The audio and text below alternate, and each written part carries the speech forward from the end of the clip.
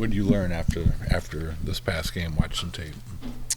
There was a lot of good teaching points to take away from some clock management stuff. I think we did some really good things. I think there were a couple of plays here and there, just execution stuff. I think across the board, I think our competitive nature was the best I've seen it in a game one in a while here.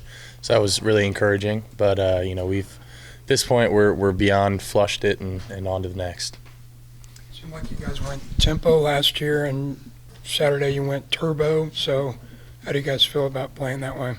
Yeah, I love incorporating some up tempo into our game, and I think it's really hard to defend. I think it can make a defense kind of not be able to do a lot of the stuff that they want to do, especially for a team like SEMO who has a bunch of different personnels that they want to get in off the field.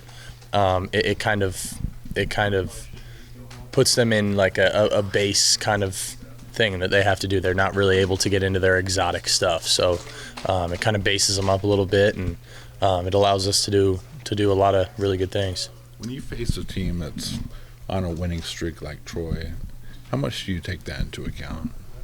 I mean, we don't take anybody lightly, and Troy is certainly, they won the Sun Belt last year. They've had a couple of really, really good seasons. I mean, they're a really good football team, and they're, nobody to take lightly at all. And we don't take anybody lightly, but these guys are legit, and we've seen that in the film. Their defense is really stout, really solid. So, it'll be a really good challenge. It's good.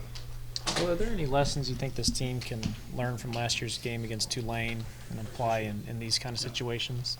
Yeah, I mean, I think, we've talked about this year, we don't want to have a moment like that where we have to kind of have like a little reality check to learn from. We've said, we don't want to have like a hiccup to come back from. I think we did a really good job of responding from that, but we don't want to have that happen again. And we know that our focus and our attention to details that week wasn't probably as good as it was the weeks before. And I think, coming off a big game versus Missouri, I think we had a little bit of a letdown last year, and definitely this year we're stressing, every week it's a 1 week season, and every week is equally as important because it's the week ahead of us.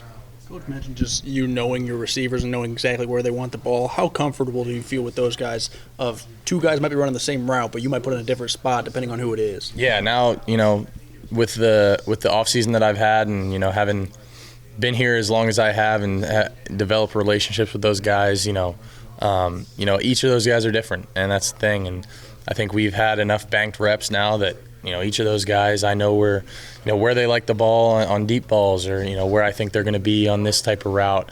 Like you said, it just takes time, and I think we've certainly gotten the time, and definitely worked on a lot of different things and gotten that time in. What was the communication among the offensive line about how well they played with so much switching going on?